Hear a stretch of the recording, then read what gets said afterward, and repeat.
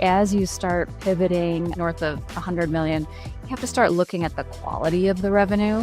When you broke it down and actually looked at it from a gross margin perspective, layered in with company size, you saw a much different story where some enterprise clients were hyper-focused on margin. And so for them, right, they had actually been compressing with the sales teams and driving for additional discounts on pricing. And because they were an enterprise customer, and because at the top line revenue level, they looked like they were a huge part of the overall revenue, the sales team had just done whatever they needed to do to keep that client happy. One of the core training elements is like, it is okay to say no to a deal. And depending on the culture of the company, that can be a very polarizing experience, right? Like if you come in a company culture that is every dollar and every deal at any cost, right, then your reps are trained to think that way and to go after every deal. Welcome to Go-to-Market Science. In this podcast, we share tangible, actionable playbooks from the trenches, working as go-to-market strategy and RevOps consultants for our clients here at Union Square Consulting, and candid conversations with revenue leaders in the market that have been there. Now let's get into it. Today on the CRO Stories segment, I'm with Jackie Rousseau-Anderson, CRO at InformData. Jackie has spent over 15 years leading revenue at data and analytics companies, including Forrester, JD Power, Simmons Research, and BlueConic.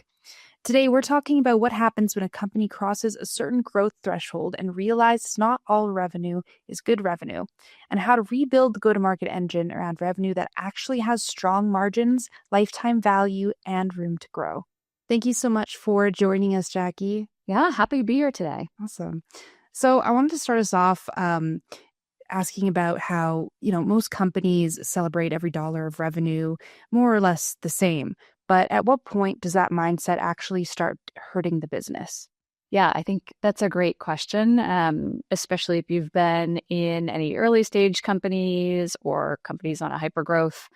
Everybody gets really excited about every single dollar that comes in and every deal sold. But I think as you start pivoting up past, 50 million especially, and definitely north of 100 million, you have to start looking at the quality of the revenue and start to figure out, okay, is what we're selling actually profitable in the initial sale, but then through the lifetime of the relationship too, right? Are we setting ourselves up for success from day one?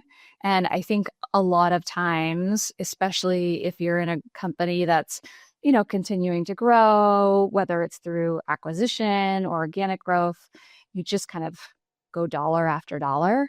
And not a lot of people implement that pause to actually look at their revenue and say, hey, is what we're selling profitable for us? And even, can we figure out if it's profitable, right? Because a lot of times if you're growing a company, either organically or inorganically, you don't always have your arms wrapped around all of your cogs that you have to account for. And so even just starting there and saying, hey, can we figure out if this is profitable? Like, are we using the right pricing assumptions? I've worked through a lot of organizations where we've built out, even complex pricing models, but then nobody's stopped to say, hey, are the actual underlying cost assumptions that we're basing this off of still applicable? Are they the right ones?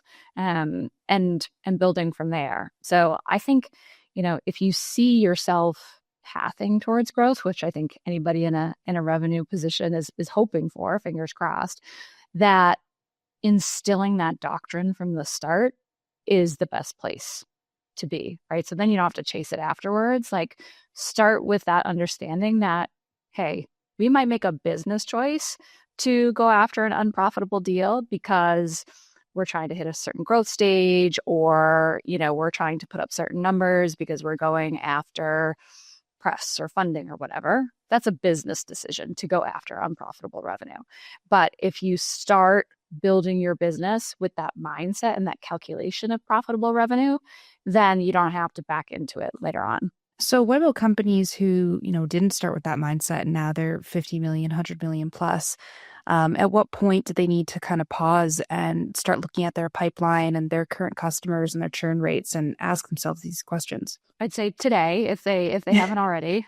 Today is the best day. If it's not today, it's tomorrow.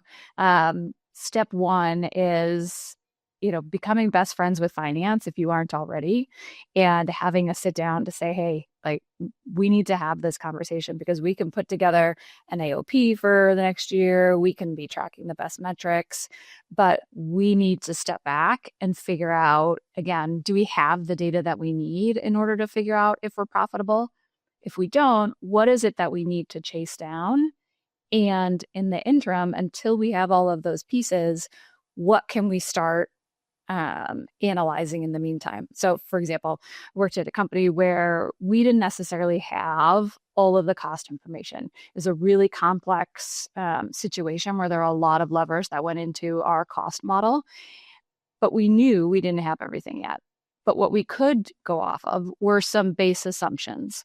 So we made some, educated guesses and assumptions in the model, documented those, and started to rebuild our pricing model and our revenue assumptions from there.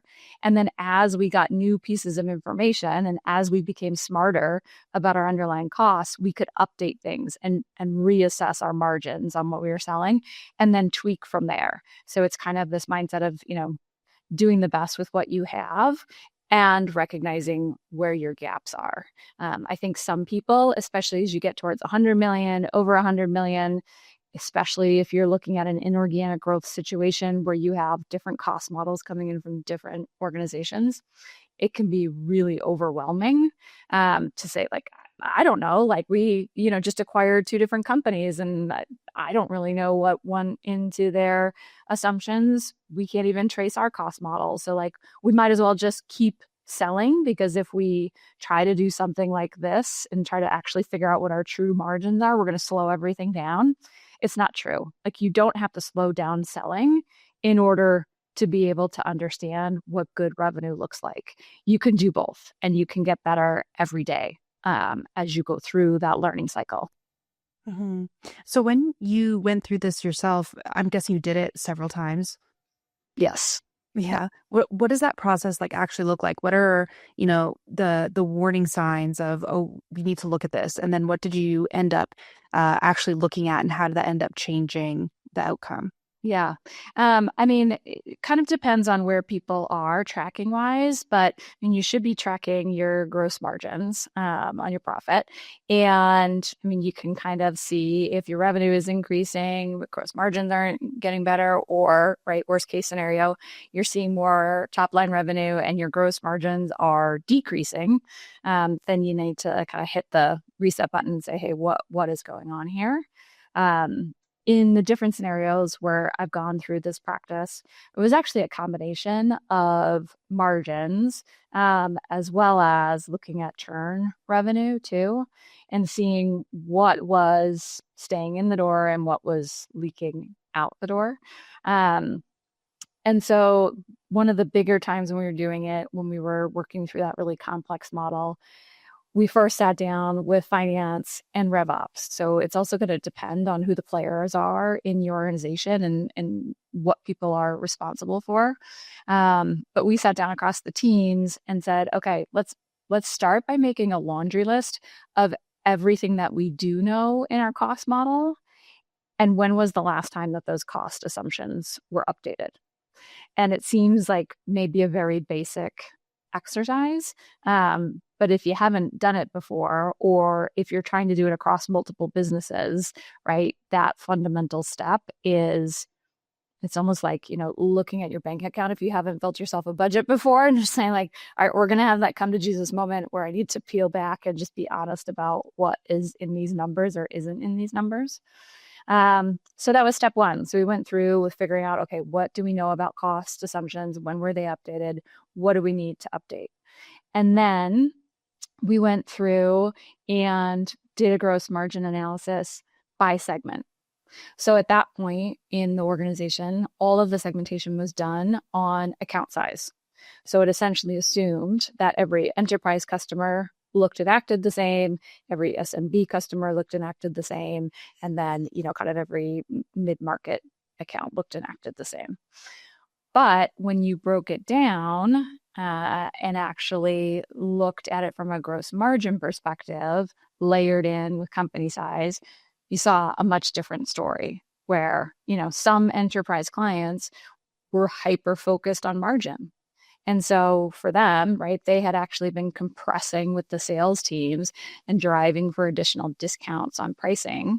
And because they were an enterprise customer and because at the top line revenue level, they looked like they were a huge part of the overall revenue, the sales team had just done whatever they needed to do to keep that client happy.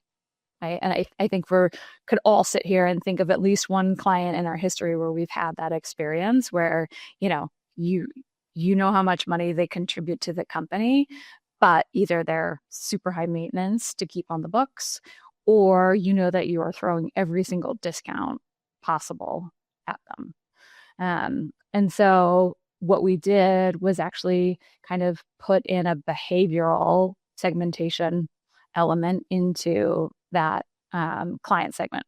So it also allows you to not only think about going after profitable revenue from the start, but then how do you maintain and grow that profitable revenue and throughout the customer lifecycle? And I think that's one really important piece of the puzzle too, as you think about, finding and growing profitable revenue. Yeah. So did you end up making sure that reps were logging in their CRM these behavioral signals, like, this client, they're really trying to get a lot of discounts and stuff, or they're doing this and that? Yeah. So what we did is we actually pulled analysis. We used Domo for reporting. So we have a Snowflake database and Domo at this point. And we did segmentation analysis in Domo to create new segment clusters. And basically, we developed core segments. All of the accounts were tagged within those segments. And then we had these kind of like archetypes within the segments. And that would tell you, okay, is this more of a margin-focused client? Is this, more of a grow at all costs client? Like, what is their underlying factor? And then we carried that segmentation through all of the reporting that we were using across the organization. So it went in the CRM, it went in our CS tools, it also went into the financial reporting that we were doing to track across our AOP and like our weekly financials that we were looking at as a leadership team. And so what did you end up doing with this new information? Do you, did you teach sales reps like, oh, if they're asking for all these discounts, it's just don't do it? Like, you can lose the deal. You can lose this enterprise deal because it's okay. Yeah. I mean, that was one of the core training elements is like, it is okay to say no to a deal. And depending on the culture of the company, that can be a very polarizing experience, right? Like if you come in a company culture that is every dollar and every deal at any cost, right? Then your reps are trained to think that way and to go after every deal. And you have to kind of come in if you're in that situation and say, it's okay. Like it's okay to loss a deal. It's okay to have an initial discovery call and figure out that this client isn't a fit. As long as you can understand why. And so there was a lot of training that had to go into reps and, just reskilling from general discovery questions all the way through. But there was also, right, this modeling process that we went through. Once you have an actual idea of what your costs are, you can calculate your base margins. Like, what is the lowest margin that we can take on selling this product? And if a client is coming in and we've identified them as this potential segment, call them like cost sensitive, right? Then we know that here's what your sales process is probably going to look like, right? It's going to be a bit more transactional. We know that they're going to want to race to the bottom. So reps, here are your levers. Here's the floor that you can go to. And then here's the CS model that we are going to apply. Because I think the other part that companies, especially in that 100 to 250 million growth stage, get trapped in is they're putting too many resources across the company, CS included, against companies that aren't going to grow and prove out lifetime value the way that others are. And so when you combine, sales and CS into a holistic revenue organization, I think that's when you have the most power to be able to accurately identify those particular clients in the early stages, sell them using, the levers that make sense, and then service them accordingly, right? Because they are an enterprise client, right? It is a large number against them. If you can keep it in a healthy margin, that's great. Then the goal is to retain it, right? You're not going to 2x that revenue. It's not going to be a land and expand kind of situation, which is fine. You just want to know that, because then you apply a different service model to it. And in this situation, because of the tools that we had, we actually were able to create a growth model in Domo.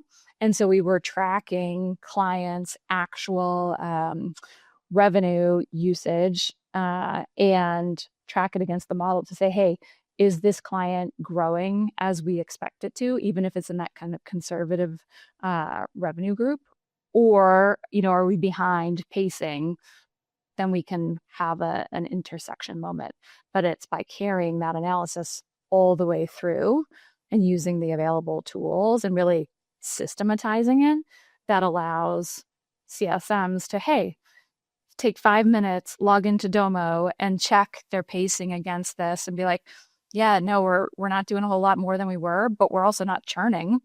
So check, like, that account is in a good place. Let me go spend my time somewhere else where I can maybe drive more growth. As opposed to not having that transparency, and suddenly you have CSMs who are spending hours trying to chase down meetings or like figure out what's going on with a client that they don't need to. Yeah, I love how structured and how much of a structured system that is. There must be like so much enablement and stuff that went into creating all of these processes to make it this like enclosed system. Did you have to also change the way you incentivized your salespeople to ensure that they were going after this good revenue instead of just closing the big deals that they could? Because if they're going to go where the money is, right? If they're going to get paid out for big enterprise deals, they don't want to close those. Right. No, absolutely. I'm a big proponent. I think most people are at this stage of setting commission plans that reward the behaviors that you want to see. And so in this case, it is, paying more for good revenue. And not only good revenue, but, because of some of the other legacy situations that these companies were involved in through the whole acquisition cycle.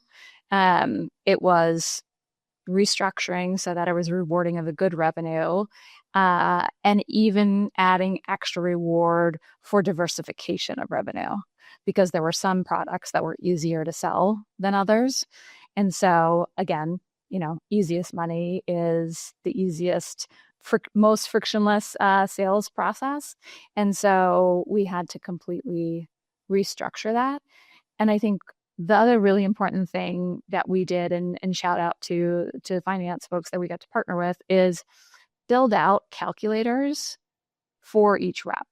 So we kind of went through the commission changes, and then we built them each an individual calculator, and just in Excel, to say like, hey, plug it in and figure out, so you can estimate what your actual earnings are going to be on this deal, instead of making it such like a black box, because that's the worst, right? When somebody doesn't know what they're going to make off of a deal and then you're waiting till the quarterly payout, like that's not incentivizing. But our finance team were macro wizards and were able to create that tool and hand it off to the sales reps and let them figure it out on their own. That's awesome. I think I heard once from one of our consultants or one of our internal operators, like once you hit 2, 3, or more calculations that a rep has to do in their head, that behavior is out the window. Like, you cannot trust them to follow that behavior that you want to incentivize at all, because if they can't calculate it like very quickly, they're not going to know what to do in that moment, because they're thinking of so many things as they're sitting there talking with the customer or a Yep. prospect. Yeah. And I think that's such a good reminder. Like you mentioned how much enablement went into this.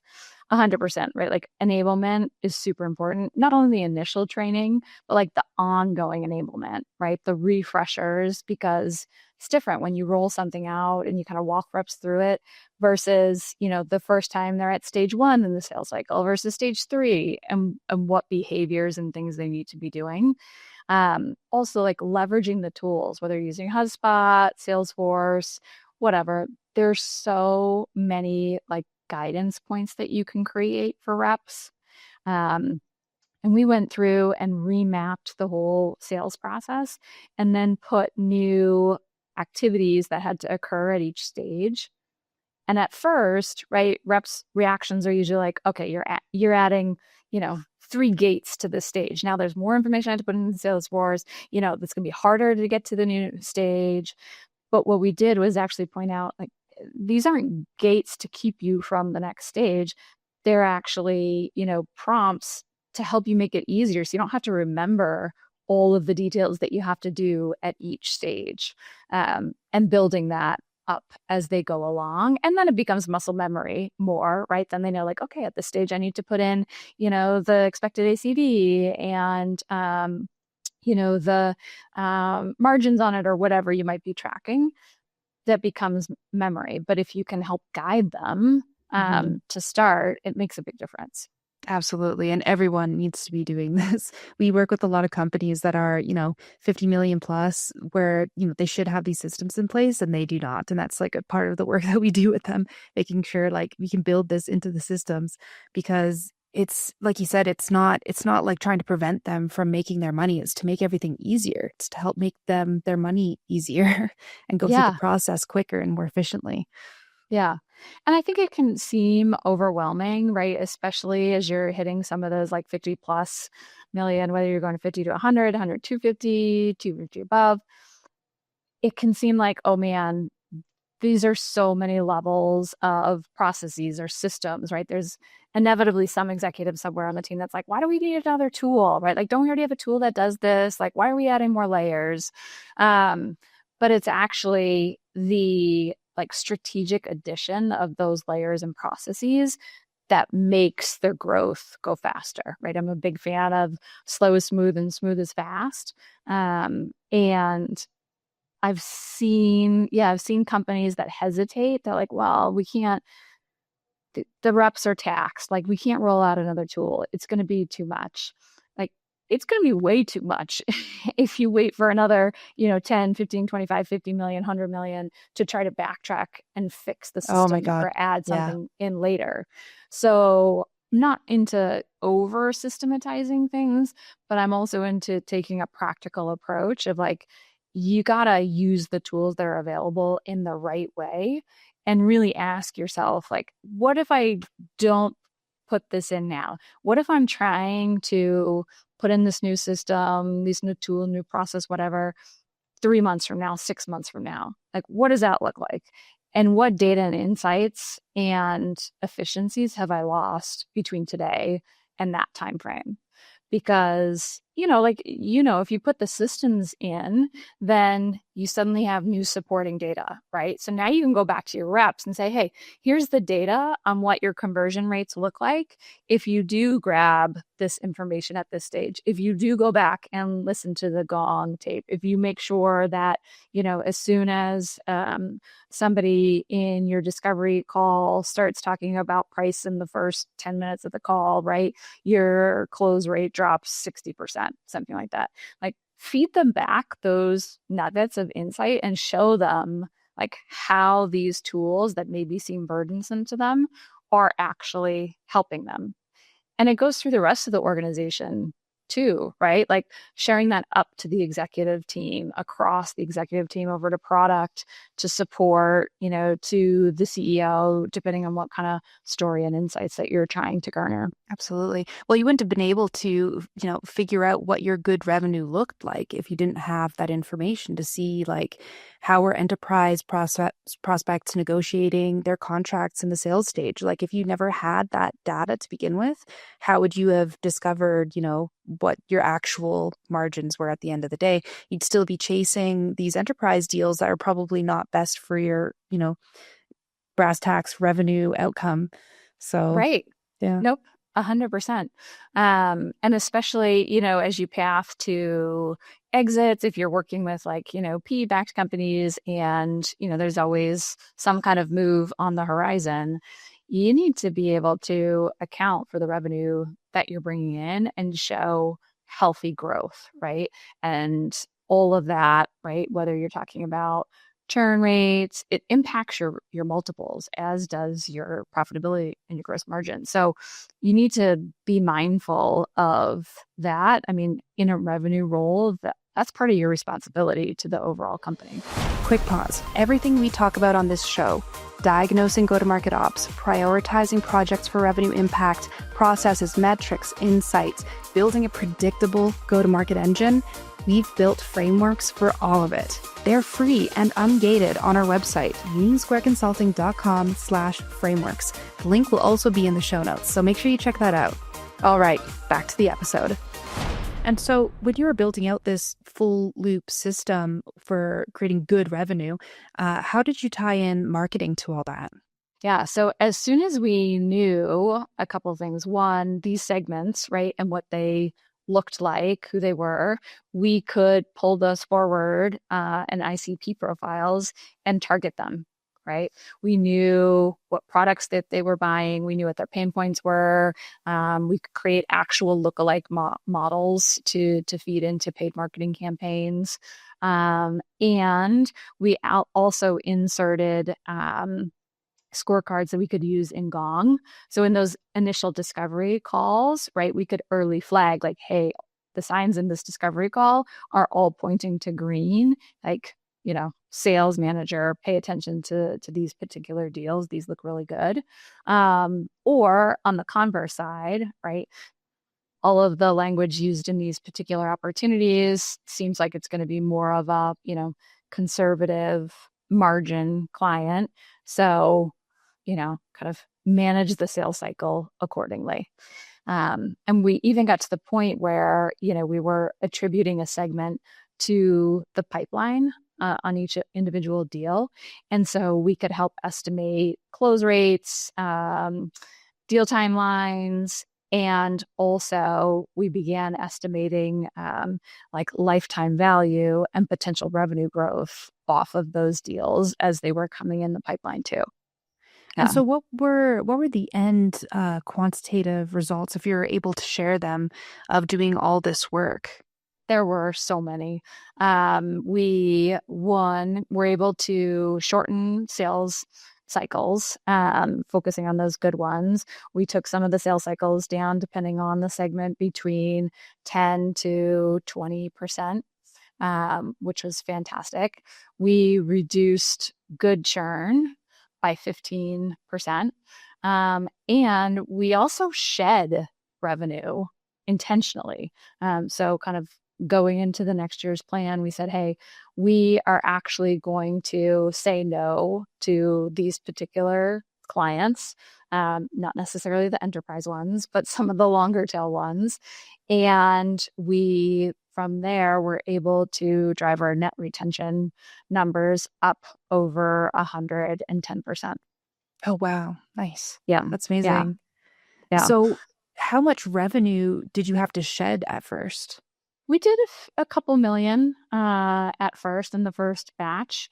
And then we began slowly moving some of the other revenue that was bad towards a more positive. So we created essentially like a conversion timeline to say, hey, right now, these ones have margin, say sub 10%. We want to get them up over 30% if possible. Like, here's the account plan to move them back up into the positive margin.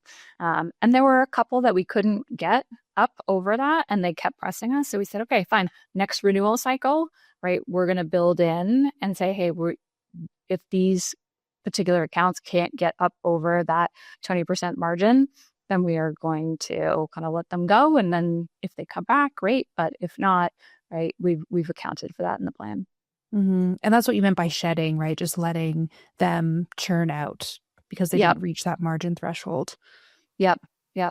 And it has to be a very intentional plan, right? Yeah, obviously, as we were going through that segmentation process and looking at, where were we taking those gross margin hits, identifying that segment that was a long tail of like legacy clients that had come across different acquisition points and come in at different price points. And they, profile wise, were just not necessarily the right fit for where the company was at that point, because they had come in from a legacy company under a previous pricing model or whatever. So we identified that group and then said, okay, also explain to all the teams, like, no, we don't want to drive churn, right? That's not a business model. But in this case, here's why we are doing this, and really explaining it to them and then managing it out, right? Because that also has to be a strategy that your, executive team is on board with, that your board is on board with, and understands like, hey, here's maybe the initial hit we're going to see to gross revenue retention. Maybe you agree, hey, we're going to dip below 80%. For us at that point, we were just in like the mid 80s on gross retention. And so we said, we're going to dip down potentially closer to 80, and then we're going to build back up. And so as long as we controlled the narrative and tracked it right through metrics, we were able to stick with that strategy and have buy-in. Now, if you show up between two board meetings and you suddenly go from an 87%, 90% gross revenue retention down to 80, and you don't have a concerted strategy or reason for that, that's a different conversation. Yeah. Or if you didn't tell them beforehand, like, hey, we're planning on doing this. Exactly. Yep. Yeah. Yep. But controlled. And then the other thing, we tracked against it too, was the net revenue retention, right? So the assumption going in, and basically our thesis was, hey, if we churn this bad revenue, we're going to see, better gross margins. We're going to see more stable gross revenue retention, and we're going to drive more net revenue retention because it's going to be the right clients that we can drive growth with. And so tracking those all together was really important. And luckily in that case, the metrics panned out, or the math mathed, and we were able to prove out that thesis. Nice. And can you say like how much revenue you guys ended up actually accumulating with all these changes, with the increase in NRR, even though you had people churn out? Yeah, I mean, over all of the accounts, we're talking, tens of millions at that point. Within the long tail, I think we were able to build back up over like 5 million of revenue just from the very long tail of small accounts. So from the beginning of this exercise to the end, what would you say the percentage revenue increase was? At that stage, trying to go back and calculate it in my head. I mean, we had over 20% growth across that stage. I'm trying to like time box it. But yeah, it was over 20% growth at that stage. Yeah. Yep. That's quite a lot. Yeah, it was a lot. Yeah. And obviously like some segments were hyper growth segments that we really unleashed and accelerated, again, like speeding up not only the initial sales cycle, but the expansion sales cycle on those accounts to add growth quickly. I think we went from expansion cycles at that time that were taking, over 6 months down to like 3 months in a lot of places. which was phenomenal. So we were able to like really start to double up, triple up what we were doing with the accounts instead of, plowing through one 6-month cycle and then trying to line up the next. And I know you didn't mention the company name at the beginning, and we can edit this out if we need to, but are you able to say like the revenue range that this company was in, or any like exact revenue numbers? Yeah, I mean, I would say it was over 50 million.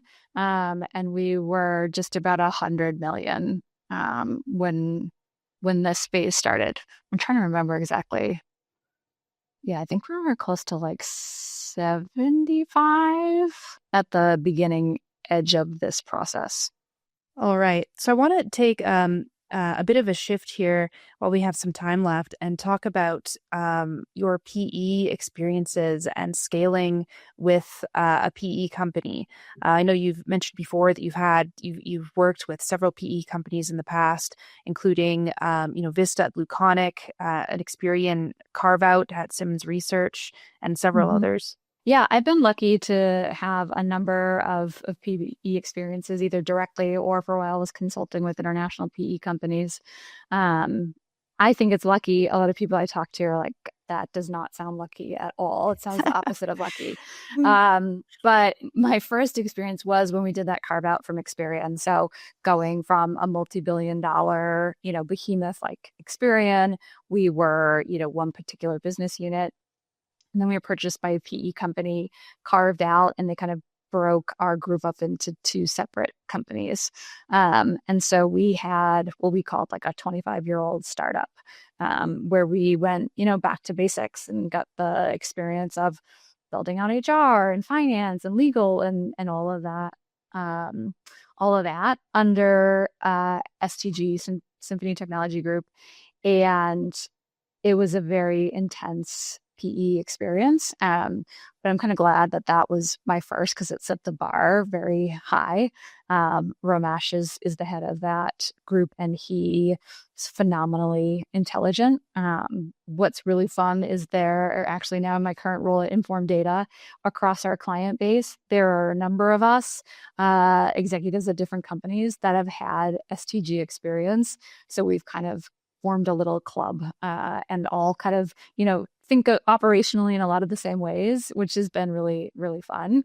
And then I got to work with Vista, which is a PE company of an entirely different scale. And that was really interesting to see how a PE company with such broad experience and portfolio operated, right? And the scale that they brought to their system. So as a system builder, like you would have been in heaven. There was a playbook for everything. And they've really had created a science around that. And that's what makes them so effective, right? If you think about the power of a PE company, it's coming in, like assessing the situation and then bringing scale and efficiency to drive growth and kind of set it up for the next chapter. And Vista, had that one down. They also did a really good job of creating, again, a network across leadership so that you could learn, from people's successes and failures, right? Because when you're scaling companies at that size, you need to know, hey, like, we tried, swapping out to an entirely new CRM system at this size, or when we were about to go through an acquisition and guess what, failed miserably, like don't recommend doing that. Or, here are our cheat sheets towards using Gong and how to accelerate it, especially as you are going through maybe an integration with another company. Like how can you leverage this tool to reduce your sales reps' time to efficiency? All of those little like hacks. What was interesting was BlueConic was in one of the smaller funds. So there was a bit of a translation that needed to happen across those playbooks, right? Because I'm sure as you've seen with your experience, what you're doing for $150 million, $200 million company is not necessarily what's going to work when you're just over 50 trying to reach that $100 million hurdle, right? Your processes and your scales are different. I think what was really helpful is being able to say back to our, earlier comments, like, here's the process or the system or the tool you should probably implement right now when you are 50, 75, 100.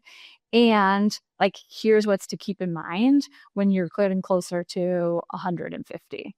So then you kind of know, because I think sometimes the challenge is like, is now the time to, add in the CPQ tool into my pricing ecosystem and add that layer of complexity? Is now the time I need, a legal system? You just don't know. And when you're trying to move quickly or grow, like those decision points can be really make it or break it, really, right? You suddenly add in a legal tool and your sales cycles are now 20% longer instead of 20% shorter, right? Like I've definitely seen that happen because now everything is trying to route, but guess what? Like the tool doesn't let you edit the contracts in the same way.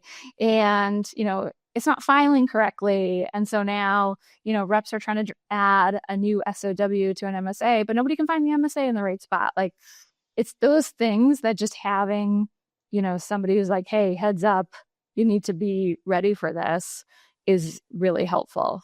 And then also working with international companies was really interesting just to see like how they look at the market, what they prioritize, and also across PE, right? Like everybody has a different portfolio and investment thesis and what they're looking for. And so it's really interesting to get that perspective too. Yeah. And what would you say is like your biggest piece of advice for CROs working with PE companies and making that process as smooth and successful as possible? Be metrics driven, right? Like for PE companies, everything is about the numbers. So if you are a metrics driven person and you just instill that from the jump, it's going to be much easier to converse and to align, right? Because everybody kind of comes in and they have their own reporting that they like to do, way of looking at things. And if you are maybe not as metrics driven, or you're in one of those growth phases where you're like, yeah, we're just kind of like feeling out. We don't know exactly how many reps we need to cover this quota, but like we feel like it's this, or like, we feel like our CSMs can probably handle about 8 clients, 10 clients, whatever. It's like, no, you should know at that point, right, that your AEs are carrying, X amount of quota with a 2X coverage on your goal. And if your PE company is coming back and asking you to add, $10 million to your number, you can go back and say, great, here's how many headcount I need. Here's my ramp period. And here's when they'll go into effect. So that's the premise that we have to work under. Now we can have a negotiation about what you want to do with my overall number for the year. But like, this is the reality of what we're talking about. And then the same thing on the CSM side, right? Like to talk about those client segments, you can go back and say, hey, based on this plan, we're assuming we're bringing in 20% more of our high growth segment. I know that my high growth segment is a, 1 to 20 ratio on my CSM coverage. So here's the additional headcount I'm going to need. Like those fundamentals make a big difference and can make conversations a lot smoother. Absolutely. And, we at Union Square Consulting, we partner a lot with PE and VC companies to they have us go in and then work with their portfolio companies. Cause like you said, like they have all these playbooks, and they have all these strategies. They know what they want their portcos to be doing. They just need the execution help to do it. I feel like, it can be jarring for a lot of companies to suddenly be backed by a PE or VC firm and be like, oh, we don't have any of this stuff in place. We need to get it done right now. We need to get it done. And I think also being able to articulate, hey, we don't have this in place, and maybe here's why we think now is not the time to do it. Because, right, there is a trade-off as you go through that adjustment period, where, again, implementing certain processes, measurements, whatever, can have an impact on performance metrics, right? Especially if you don't have a revenue operations team, right? If you're running really lean resource-wise to begin with, suddenly trying to add monthly reporting and, a playbook on onboarding reps and a playbook on churn mitigation and, right? It can cause a distraction. And so you have to be able to go back and have a conversation. And I haven't found a PE partner who isn't willing to have this conversation yet to say, hey, hear you, like, this is a great idea. I can see the impact of this playbook. Here's why I think maybe now isn't the time to do this, and have that trade-off. And if they're like, nope, you absolutely have to do it now, it's like, great, well then let's talk about hiring a consulting company to help us, or staffing up to support that. Because it is really powerful to have a consulting group like you all come in with the playbook, with the experience, and with that outside perspective to say, yep, we've seen this at this stage, right? Like, here's almost like the map to profitability, or the map to, reduced sales cycles, or, increased lifetime value, all of those things. It's pretty powerful. Yeah. And also just the resources too. Like a lot of these companies, they're still trying to hit a number while they're needing to execute all of these projects that their PE company is like, you have to do this now. We want to be able to see this data. And they're like, oh man, like we're still trying to make money. We have so much other stuff to focus on. And the CRO is like, I've got to manage all these teams. Like, I don't have the time to do this. And yeah, that's been like kind of our sweet spot, where they kind of know what direction they want to go in. And then we just come in with the hands, and we're like, we can do it for you. Yeah. Yeah. I think a lot of times when I'm talking to friends who have gone through like an initial PE process, and they feel that overwhelm of like, this isn't how we report our financials, right? Like, these aren't the stages I use across my sales cycle. Like, I haven't seen this conversion rate in, a very long time. It seems really overwhelming. And I feel like a lot of times I have those conversations and people feel like they need to have that data, those processes, those answers already in place in order to be seen as successful from the PE company.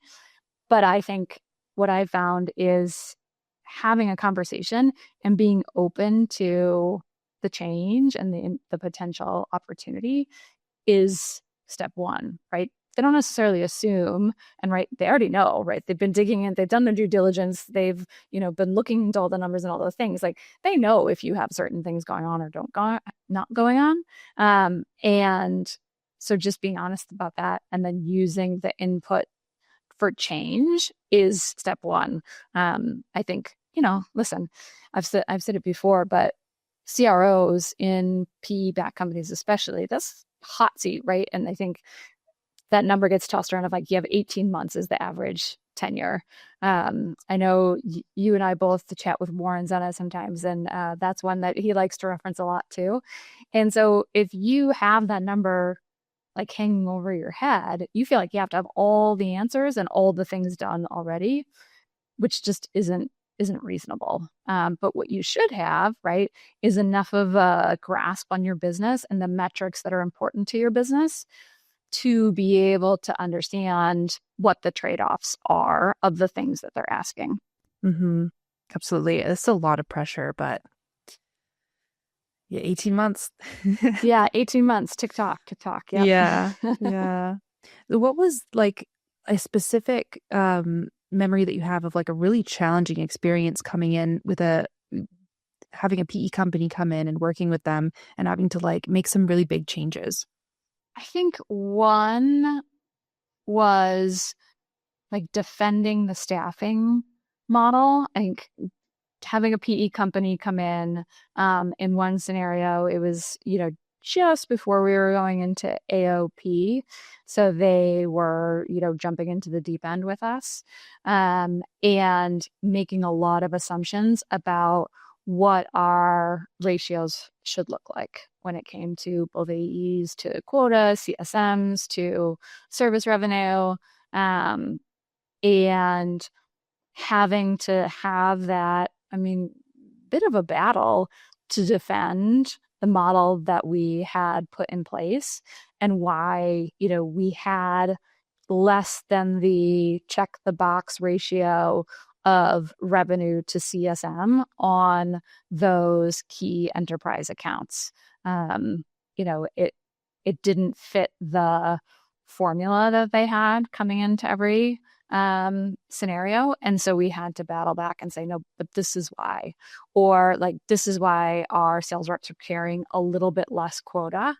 But, here's the input and output that we've seen related to sales cycles and deal conversion at this rate versus other rates.